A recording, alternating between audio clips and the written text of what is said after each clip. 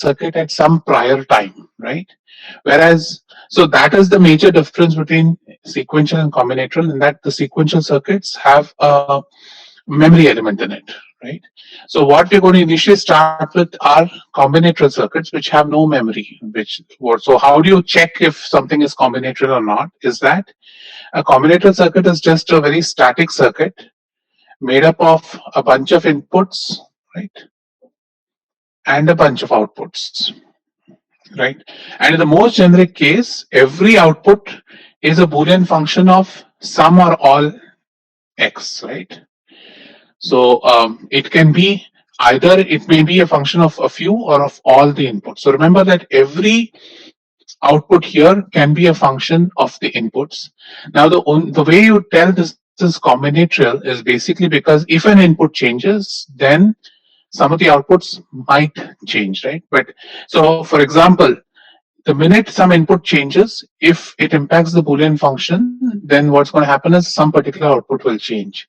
So this change between the input and output is not determined by any clock signal. It's not determined by any frequency. So this is like a direct.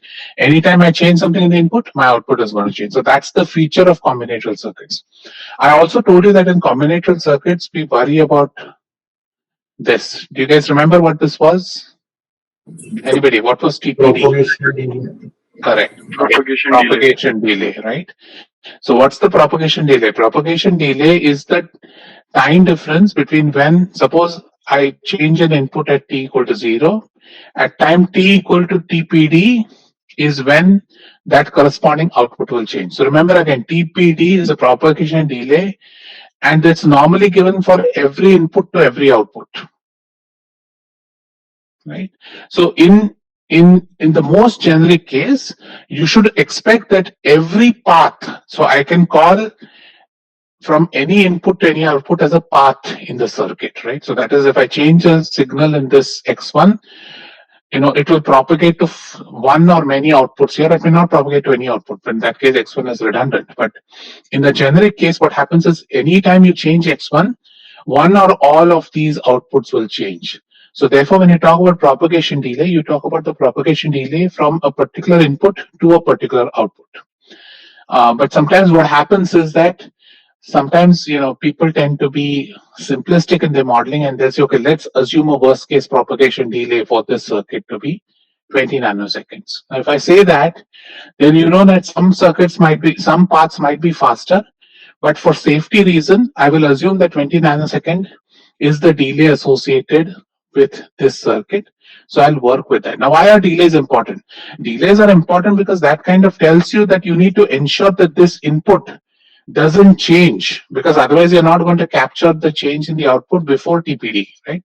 So TPD is the minimum time required or the maximum time required to ensure that this output remains the same if you want to measure its impact on the output, right? So TPD is the time that you need to ensure that the inputs remain the same so that you can track the output.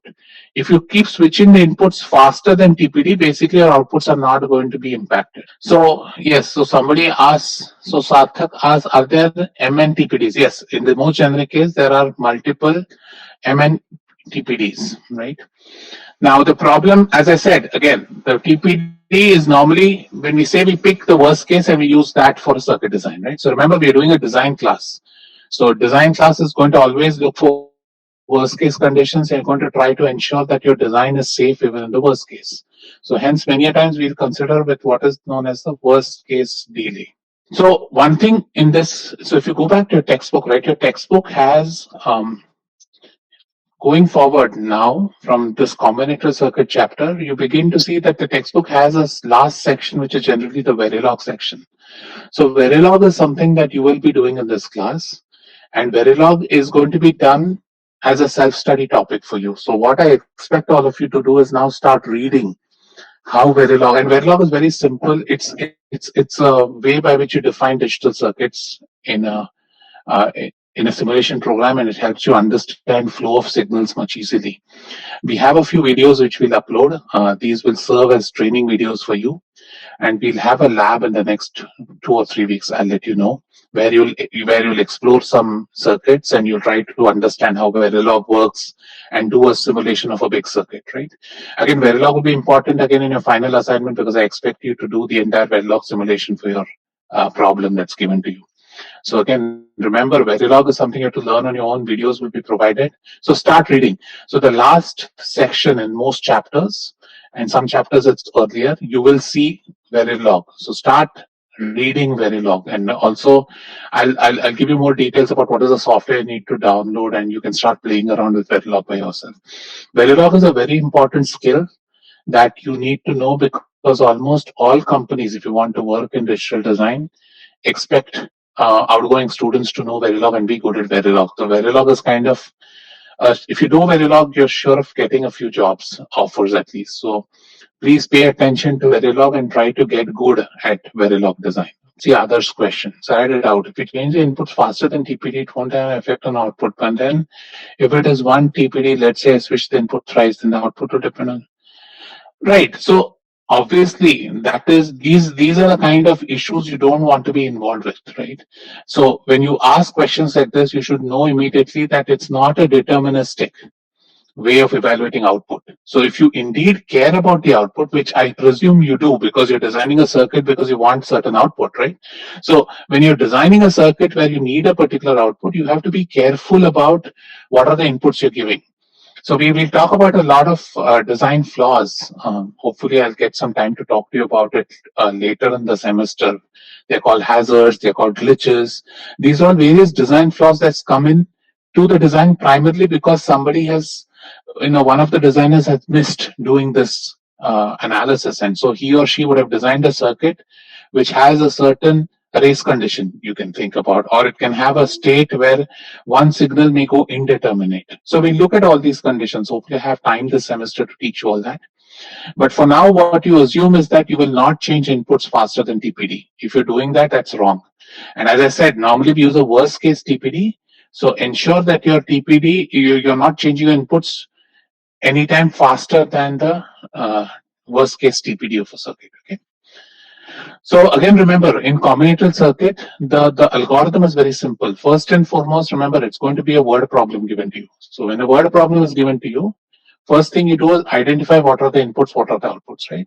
So the first step is going to be identify what the inputs and outputs are, right? How many of them are there? Because first you need to identify what are all the inputs, and then how many of them are related to what outputs. Then construct the truth table.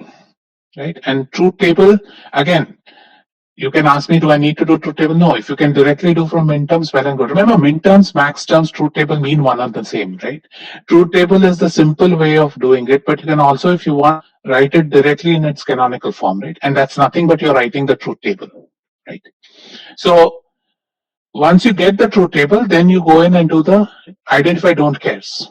So that is another key skill you need to establish as to how do you identify certain don't care conditions or don't care outputs. Sometimes you'll have don't care outputs, sometimes you'll have don't care inputs.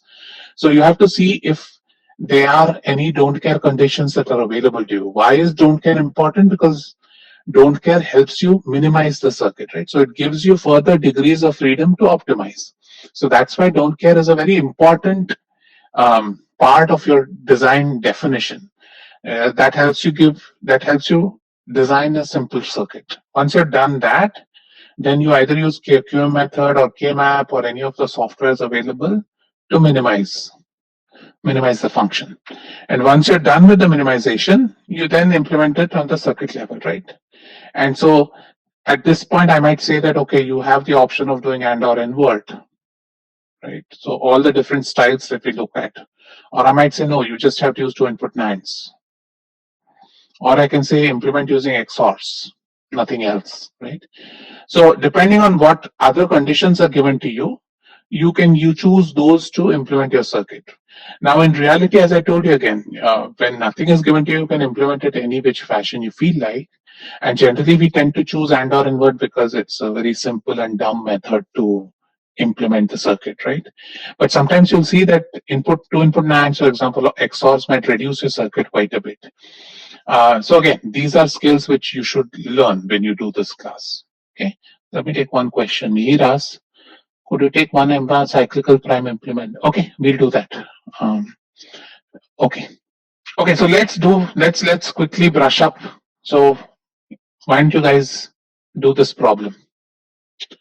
So you can assume the input string to be ABCD, right? Again, A is your MSB, D is your LSB. So I want you to design the circuit.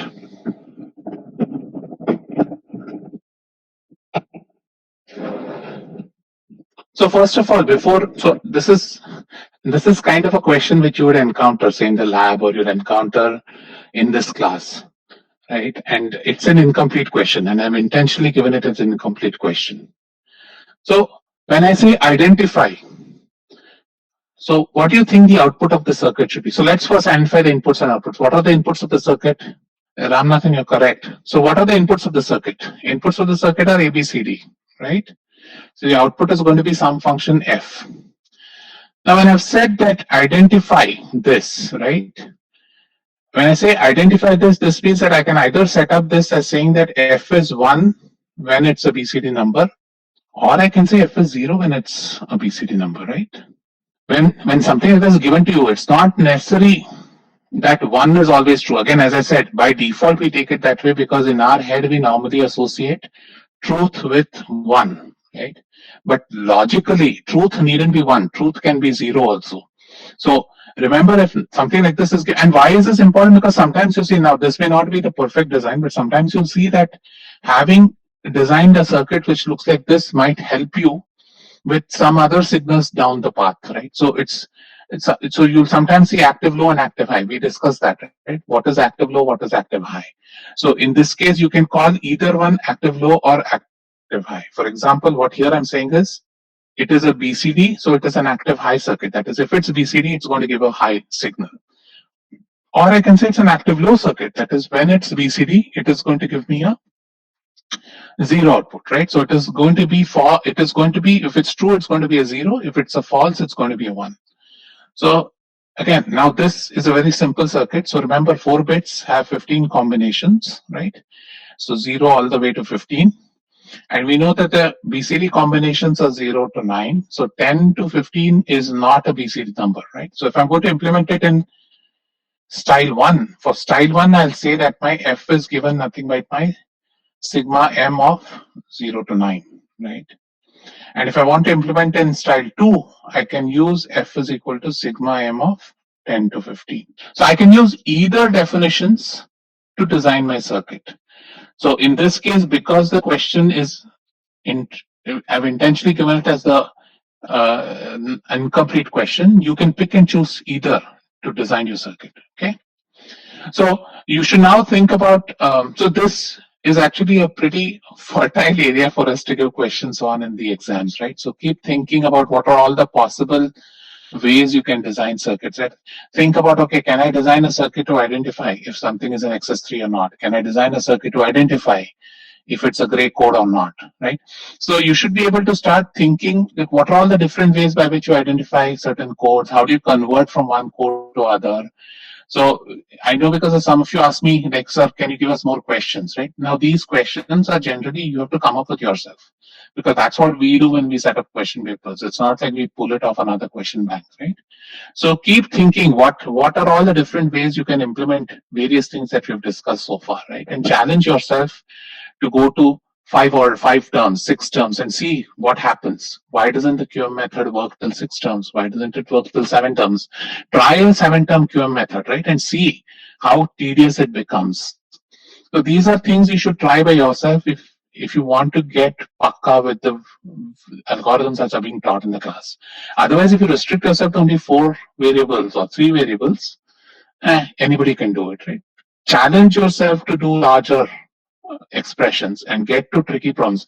The reason that will also help you is later when you do the assignment, you'll see that a lot of these tricks will help you because you're training your mind to think of a problem in different ways. So that will actually help you do well in your design assignment also. Okay, any questions here? So Tanmay, I'm not giving an answer. Think about it. So assume there is one particular gray code which is unique, right? And then go about trying to figure out how to design a circuit for it. Okay. Any other questions? Sanika, let's talk about it a bit. In the next chapter, we're going to do MSI circuits. That will give you an idea as to why certain things are helpful, or why something zero is helpful and why some are not. Active low is like negative logic. Yeah, you can call it. Yes.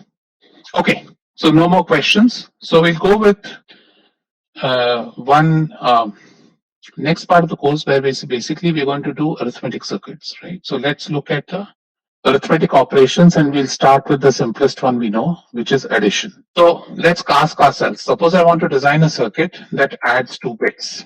Let's assume the 2 bits are A and B. How should the output be? How many bits should be there in the output?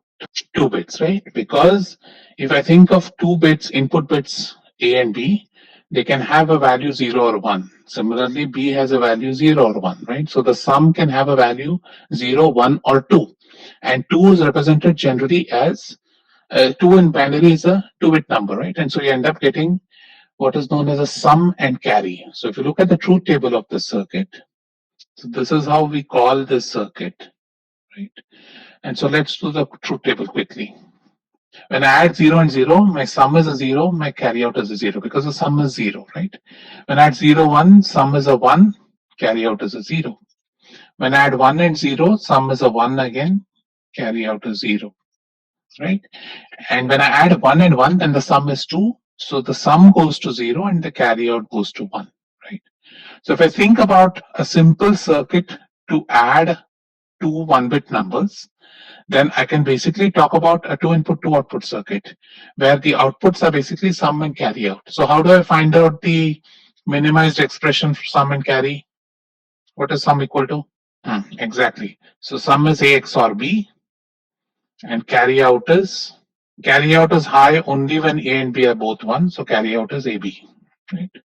So using a circuit which has A XOR B or AB, I can create. You can also have written this as A and B plus AB prime, right? That's the expansion of the XOR gate. So I can think of creating a circuit. So if I'm going to use an AND or invert combination, how would I design the circuit? The circuit would be designed as, assume that I have complements available. So if I have complements available, A, B prime, A prime, B, send these two into the XOR OR gate. That's going to be your sum, and that's going to be your carry out, right? So that's your circuit if I want to design it as an AND or invert gate, right? Now, if I want to design it simply the XOR makes life very easy. So this circuit basically takes 2 inputs and gives out a sum and output. So this is normally known as a half adder circuit. So if you look at your textbook, if you look at other digital design books, generally this circuit is known as a half adder. Now why it is half adder we'll talk, because the next I'm going to talk to you about is a full adder. So this is an adder circuit which is adding 2 single bits and giving you a 2-bit output, which indicates that whether it's the sum bit and the carry out bit, right? So that's the basic definition of your first adder circuit, which is a simple 2-bit adder. So any questions here? It's a pretty simple circuit, right? I hope there are no, it's pretty direct here. So now let's think about, so remember again, I want you to think about how to design, say I want to design a 4-bit adder. So I want to design a 4-bit adder. So let's ask ourselves, how do we add 2 4-bit numbers? So suppose I had 2 4-bit numbers. So how would I add these 2 numbers? What is the algorithm you use to add these 2 numbers? One of you can unmute and speak. So I'm asking you, how do you add 2 4-bit numbers? So we can so the basic algorithm would be we put S3, S2, S1, S0, we find the truth table and minimize it and then implement it in a circuit and find the C output. Correct. Perfect. That is one thing that you can do, is you can take an 8 input. So if you do that, right, you're basically talking about an 8 input function, and your output is going to be sum plus carry. So it's going to be 5 bits, right? So you're basically going to design a circuit which has 8 input bits and 5 output bits. Everybody with me? Correct? And that would be an entire combinatorial circuit. So 8 input bits means 2 power 8 combinations, right? So it's going to be a nightmare to do K-map or QM. So let's not do that. Now what I'm asking you is go back to when we did binary addition in the class, right? So if I gave you two 4-bit numbers, how did you go about adding? Where did you begin? Suppose I gave you number 1011 and 1110. You start with the LSB. So what do you do in the LSB? Add them and take Add the the two bits together. Right. So you're adding A0 and B0. And then if there is a carry, you take it into this, right? And then you add A1, B1 and the carry from the first LSB, right? So you start at the LSB, right? So the LSB has two input bits, right? But it can generate a sum and a carry. Now if there is a carry generated, you take this carry in and add A, B and the carry, right? So you add A1, B1 and the carry. Again, you generate a sum and carry. If there is a carry, you take it into here and add. So what you're seeing is this recursive process happening. That is, at any point of time when you're adding any bit, right? If you think about what you're designing, is that you're going to design an input which is say an. So there are two inputs. These are the two numbers that you're designing. You're taking the nth bit and you're taking the carry out from the previous bit, right? Now, in the first case, obviously, C out of -1 is 0, right? But if you look at A1, for example, your input is going to be A1, B1, and C out from B0, from A0, B0, right? And then what you generate is sum n, and you generate a carry out C out of n. Already following this, all I'm saying is when you did addition, what did you do? You started with the LSB, right? You added A0 and B0, you found the sum, right? And then if there was a carry, you took this carry to the next next highest bit, and you added A1, B1 and this incoming carry, right? And you generated a sum and carry again, right? So ultimately what you're going to do, you're going to have a sum which is going to be S3, S2, S1, S0, and you're going to have a carry out coming out of this, right? Are you following the logic? Let's look at this simply. Suppose I was adding this and say I'm adding let me try 1010, right? So how do I do this addition? 1 plus 0 is 1, right? There's no carry coming in. 1 plus 1 gives you 0 and I take this 1 here, right? And so 0 plus 1 gives me 1, and similarly this is 1, right? And hence my sum is 1101. Now on the other hand, suppose I was adding 1000 and 11, so that is I'm adding 8 and 15. So 8 plus 15 is going to give me what? 23. And how do I do 1? This is 1, this is 1. 1 plus 1 is a 0 and I get a carry, right? So which means that this carry is suggesting that it's no longer a number which is less than 15. And so what I'm getting is a number greater than 15. And so I can represent it as this, which is followed by 1, right? So this is the sum if I'm going to add two numbers greater. So there's overflow happening here, right? So this component that we have here is known as a full adder. So in the most generic case, if I want to implement a large adder, so what am I doing here? My eventual goal is to implement an n-bit adder. So when I want to implement an n-bit adder, right? What I want to do is I see that there's a recursive process happening, right? So the question was, okay, implement a 4-bit adder. So when you look at a 4-bit adder, you see that there's a lot of recursiveness happening. That is, I start with these two, find the carry, then go here. So if I implement a circuit which looks like the full adder, then I can replicate that a couple of times to get the eventual 4-bit adder, right? So let's now try and define a circuit which is known as a full adder, and the full adder takes three inputs: A in, B in, and C in, right? So these are your inputs, and your outputs are essentially sum and carry out. So this is the circuit I want to implement, and then once I implement the circuit, then I can replicate it to create larger bit adders. Everybody with me here? Any questions?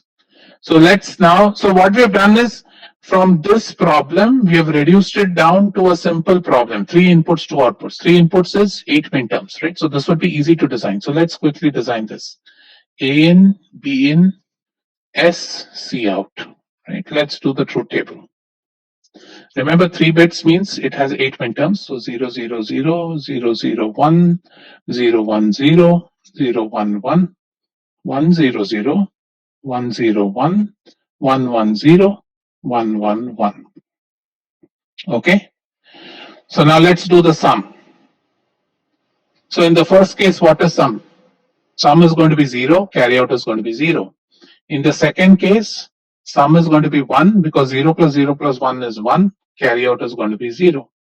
Second case again, it's going to be 1, 0. In the third case, a plus b plus cn is 1 plus 1, which is 2.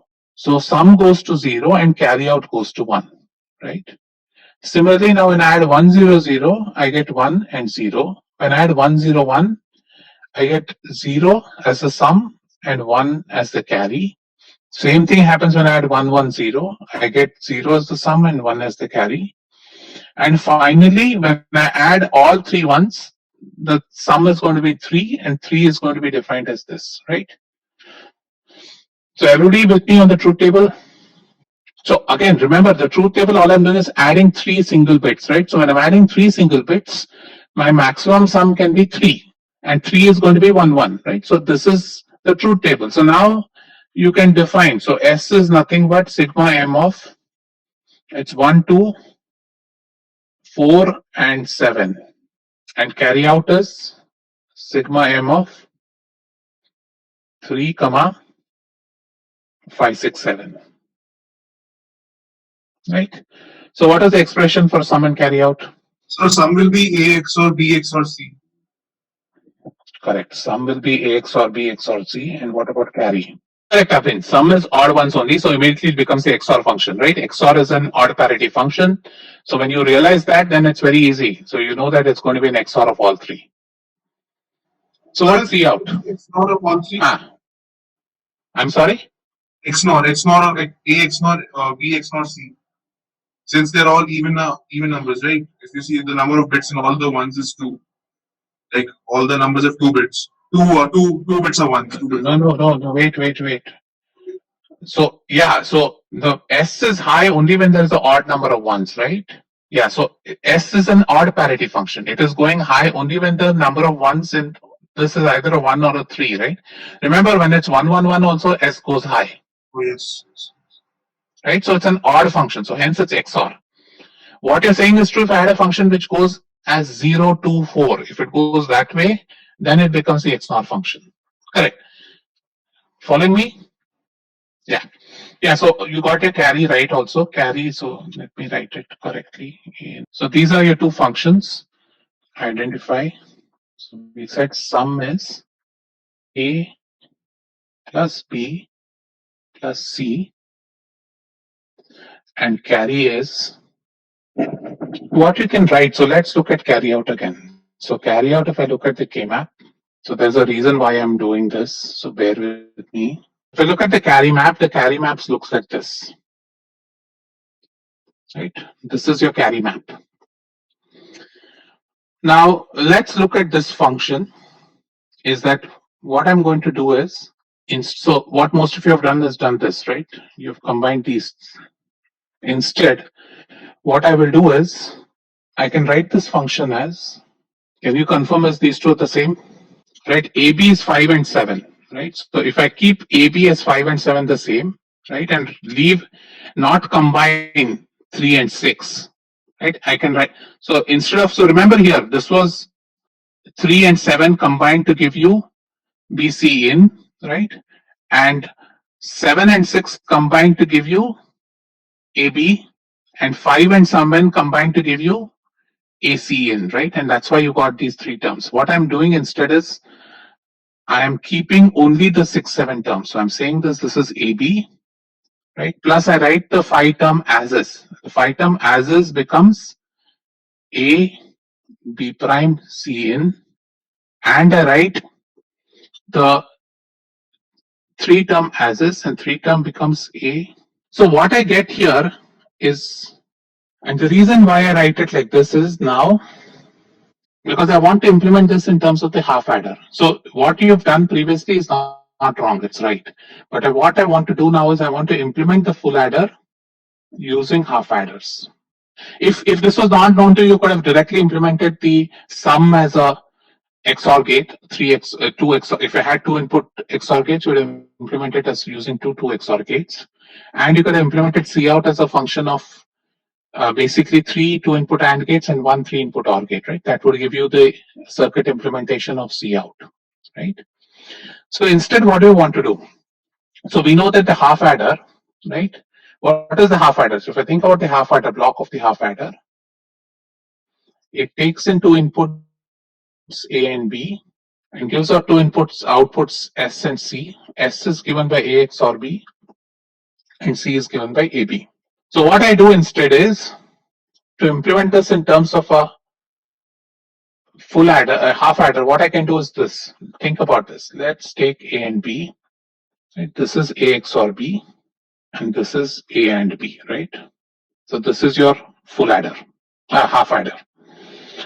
Now what I do is now I take this output of AB, take C in and send it through a second XOR gate.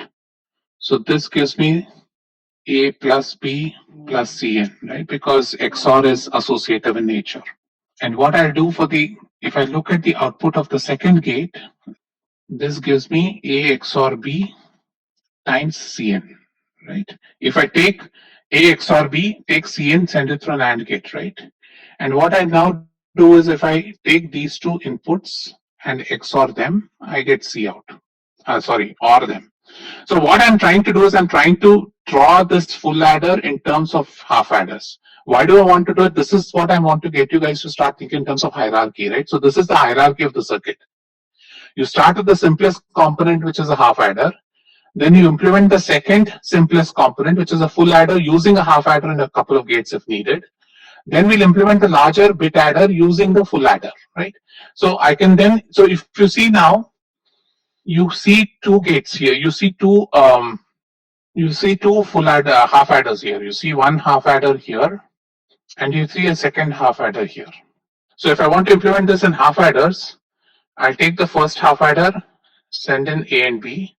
That sum, I'll send it into a second half adder, and I'll take C in is my third input, and I'll send it as an input to the second half adder. So I know the output of this is going to be sum, right? And so this is sum again of the first half adder. So carry output, I'll take it and take the output of the second half adder or the 2. That gives me Cout. So what I've done is I've implemented a full adder using half adders and gates. Again, you wouldn't be wrong. Let me repeat again. You wouldn't be wrong if you implemented all using gates. But what we're trying to do is to try to get as much recursive as possible so that we have to do design of only one half adder. Now you can't appreciate it right now, but many times when you do circuit, so eventually when you get this down to a transistor level and you want to do circuit analysis, right? You want to reduce the transistors, you want to optimize the transistors, you want to optimize the rise time, fall time, etc. So it's a lot of design which goes in at the back to design a half adder which needs to be fastest, say, for a given technology, or which needs to have the lowest powers for a given technology. So when you implement everything else in terms of the half adder, then it becomes very easy to optimize the system, because one change in the half adder will make changes. The changes will ripple across the entire system, right? And so all you have to do is spend your energy to design the best half adder you have, in which case your circuit will be the best circuit that you can design. So generally, these are techniques that we use a lot in digital design simply because we know that the algorithm by definition is recursive. Okay? And so now so again, let's think about what the full adder is, right? So a full adder, if I talk about its implementation, a full adder is basically, if you look at a block diagram of the full adder, it takes in bits A in, B in. So this is how we normally draw the layout of the full adder. So I'll say the full adder takes in 3 inputs and I write the inputs inside the box. So this is telling me that these are my inputs to the full adder. My outputs are going to be sum and carry out. Right? So this is how I'll instantiate. So you can think about these are your inputs and these are your outputs. So when I want to create a bigger circuit, I'm going to instantiate this full adder into that, right? So when you do Verilog also, you'll see that we normally create sub blocks, and these subblocks will be called in. So it's like writing a subroutine in your program, which goes down, comes up again, right? So you're trying to break down your entire digital circuit into multiple subroutines which have nested routines within themselves. And all that helps you design a circuit which less number of optimization.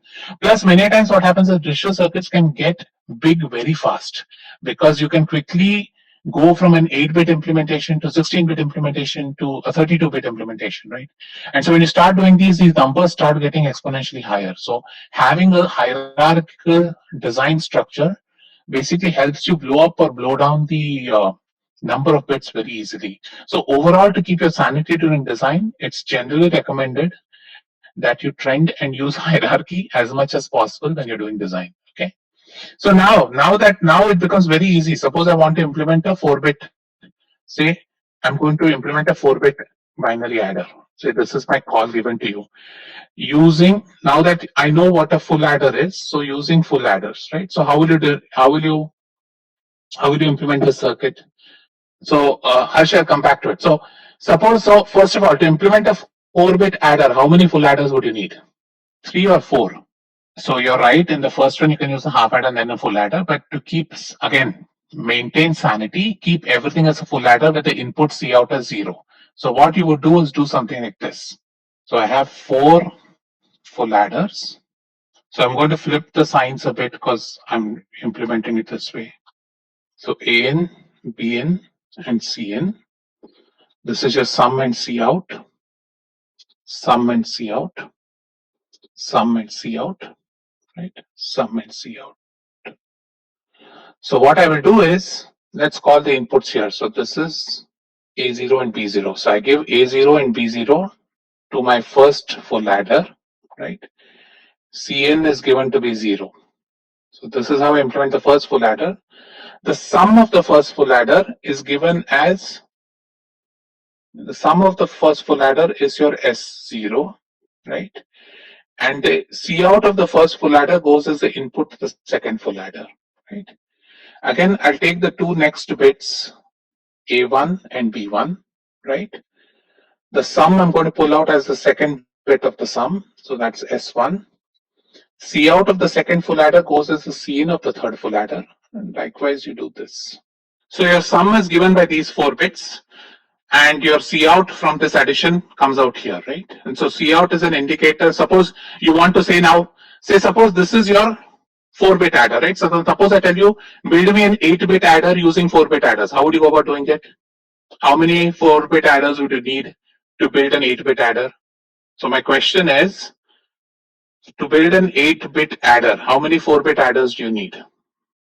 2, right? So what you're seeing essentially is you're now breaking this into a bigger block, right? You're now saying that I'm going to define this 4-bit adder as it takes in 8 inputs, which are 2 4-bit numbers and a Cin, and its output is going to be sum, which is a 4-bit number, and an output C out, right?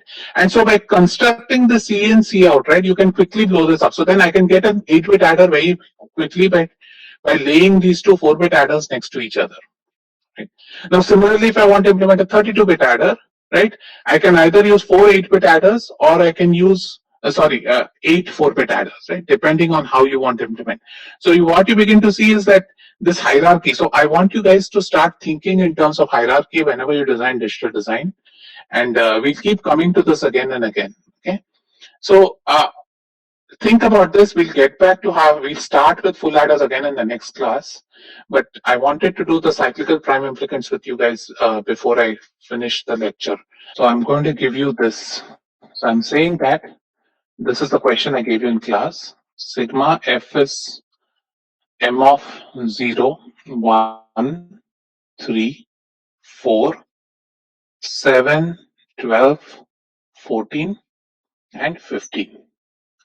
Now, in this case, I've told you that's a cyclic, so you should expect it's a cyclic. But otherwise, let's figure out whether it does look like cyclic or not, or how do we go about doing this, right? So again, as usual, we'll use the shorthand method for QM. So again, what is QM method? QM method, you first want to group all the minterms by the number of ones present in the binary expansion of the minterm, right? So let's break this into sections. So we have section number of ones associated with that section, the binary equivalent and the decimal equivalent. Let's just do from scratch again. So let's look at section 1, which has number of ones in the section are 0, right? So now we have only one min term, which is 0.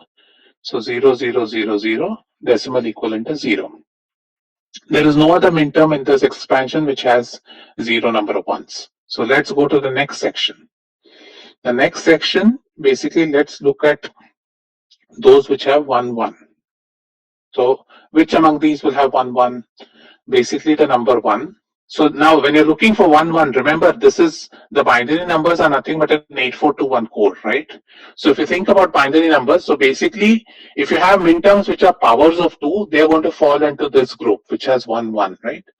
And so basically you see number 1 falling into it, you see number 4 falling into it, because 2 is not there, otherwise 2 would have fallen into it, and 8 would fall into it if 8 was there. But again, the only 2 which are available are 1 and 4, right? So that's our second section. Now let's look at the third section where I'm now creating it with 2 ones, right? So 2 ones means the number should be expressed as a sum of powers of 2, of two terms with sum of powers of 2, right? So let's again go back. So 0, 1 we've already included. Let's start with 3. 3 can be written as 2 plus 1. So it has 2 ones in it. And it is basically 0, 0, 1, 1. So that's 3. 4 has been included. 7 has 3 ones, right? So 7 goes into 3, 1. Let's look at 12. 12 can be written as 8 plus 4, right? So the 12 can be written as 8 plus 4. So that goes into 2 ones. 14 can be written as what? 8 plus 4 plus 2, right? So that goes into 3 ones. And 15 goes into 4 ones. So the only 2 ones, the only binary terms which have 2 ones for me are given by 3 and 12. So now let's look the fourth grouping, which is basically 3 ones. So we look at 3 ones, right? So that I've already seen. So I know 7 is part of this, right? And I told you that 14 will be part of this, right? And 14 because it's 8 plus 4 plus 2. So 1, 1, 1, 0. That's 14 is part of it. And finally, the fifth group we have is when all 4s are 1, and that is essentially 15, right? So now we have broken up all the minterms into groups which have groups of how many 1s are present in the binary, right? So now let's start collecting. So again, for collecting, what do? We take every term in one group, and to the subsequent group, we see if there is a 1-bit difference. And if so, that means we can combine the minterms, right? So let's see, 0 and 1 differ in 1. So I can combine it as 0, 0, 0 dash, right? Similarly, 0 and 4 also differ in 1. So I can do 0 dash 0, 0. That is going to be my second minimized term, right? So with that, I'm done with all the terms in the first section. So let's look at the second section to the third section.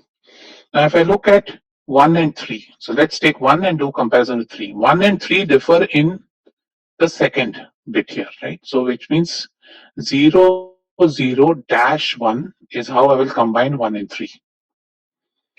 And if I look at 1 and 12, 1 and 12 cannot be combined because they have just too many bits difference. So then we look at 4 and 3. Now 4 and 3 obviously cannot be combined. So the only other thing is 4 and 12. So 4 and 12 combine because the 0 and 1 in the MSB cancel. So this becomes dash 1, 0, 0. So with that, I've looked at all the options from group 2.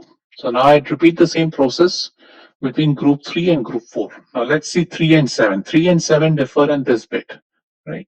So it becomes 0 dash 1, 1. That's your 3, 7.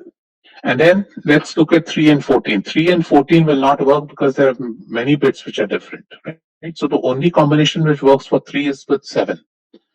Let's look at 12. 12 and 7 again won't work because there are multiple bits. So 12 only works with 14 and it is in the second bit, right? So it is 1, 1 dash 0. That is 12, 14. And finally, we'll do group 4 with group 5. When you do group 4 with group 5, both of them will combine with 15, giving you dash 1, 1, 1 for 7, 15, and giving you 1, 1, 1 dash for 14, 15. Everybody with me so far?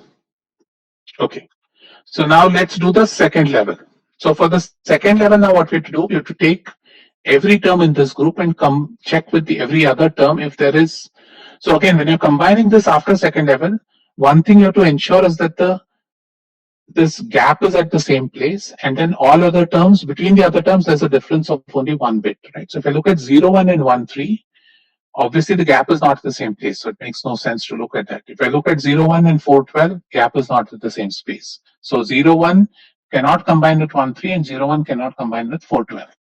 Let's look at 0, 4. 0, 4 and 1, 3 cannot combine because the gap is at different spaces. Similarly, 0, 4 and 4, 12 cannot combine because the gap is at different spaces, right? So I see that I cannot combine any term in this group with any term in this group, right? Similarly, if you take every term in this group and compare with the term in the next group, you see that neither of them can combine. If I look at 0, 0-1 and 0-11, they cannot combine. If I take 0, 0-1 and 1, 1-0, even though the dash is in the same place, they cannot combine because all other bits are different, right? So I can't combine 1, 3 and 12, 14. Similarly, 4, 12 and 3, 7 won't combine, 4, 12 and 12, 14. So what you see is that, so basically what you see is that no more combinations because none of these terms minimize. So what you now begin to see is that what are all the PIs? So to identify the PIs, we know that this is a PI, this is a PI, PI, PI, right? So all these are essentially prime implicants of the function. So using this table now, we have identified what the prime implicants of the function are. Now we need to find if there are any essential prime implicants or which among them do we need to count, right? So we'll now do the prime implicant table. So again, remember these terms. I have it written here. So if you're not, just take a snap if you want of this. So let's go to the prime implicant table. I want to create a prime implicant table. So again, what is the prime implicant table? Vertical lines are all the minterms and horizontal lines are all the prime implicants. So let's look at the minterms. I have 8 minterms, so let's draw the 8 lines, right? So they are 0, 1, 3, 4, 7, 12, 14, and 15. Correct? Now let's do all the PIs we have calculated so far. So I have again 8 PIs. So this is 0, 1, right? And 0, 1 is nothing but 0, 0, 0 dash, which is A prime, B prime, C prime. Right? I have 0, 4, and 0, 4 is 0 dash 0, 0, which is A prime, B doesn't exist, C and D, so C prime, D prime. Right? Then I have 1, 3, 3, 7, 4, 12, 7, 15, 12, 14, and 14, 15. And these terms can be written basically as A prime, B prime, D, A prime, C, D, B, C prime, D prime. Check my work, please, when you get back. So these are all the so I plotted the prime implicant table. Now let's select the prime implicant. Let's select the grids, right? So for the grids, so 0, 1, right? So 0, 1 means this minterm includes, this minimized term includes these two minterms. 0, 4, 1, 3, 3, 7, 4, 12, 7, 15, 12, 14, and 14, 15. Okay, so now let's see if there is any. So now if I want to identify the essential prime implicant, the essential prime implicant is the prime implicant which has only one grid along the axis, right? So the minterm is represented only that by that particular prime implicant. But if you see here, every column has 2 grid points, right? So 0 has these 2, 1 has these 2. So what you see is that there is no essential prime implicant, or rather there. So what's happening is there's no one prime implicant which is essential. So the function can be written as a combination of a selection of the prime implicants such that all minterms are included, right? So for example, I can pick 0, 1, right? So I picked 1 and 0, 1. Next I pick 3, 7, right? So 0, 1, 3, 7 is picked. Next I pick 14, 15. So the only thing remaining between all these 3 is 4. So for 4, I can either pick 0, 4 or 4, 12, right? So suppose I pick 4, 12. So then my expression can be written as a combination of these four PIs, right? So I can write it as 0, 1 plus 3, 7 plus 4, 12 plus 14, 15. Or I could have written it, I could have taken the 4 from 0, 4 also, right? So I could have taken it as 0, 4. Or you see, I can pick 0, 4, 1, 3. So there are multiple combinations I can pick. So which means that the function can be written as a combination of any of these prime implicants. So this thing is called as a cyclic prime implicant, simply because that there is no single essential prime implicant, but certain groups of prime implicants need to be selected to define the function. Right? So that's why this is called as a cyclic prime implicant. Okay, so I'll stop here.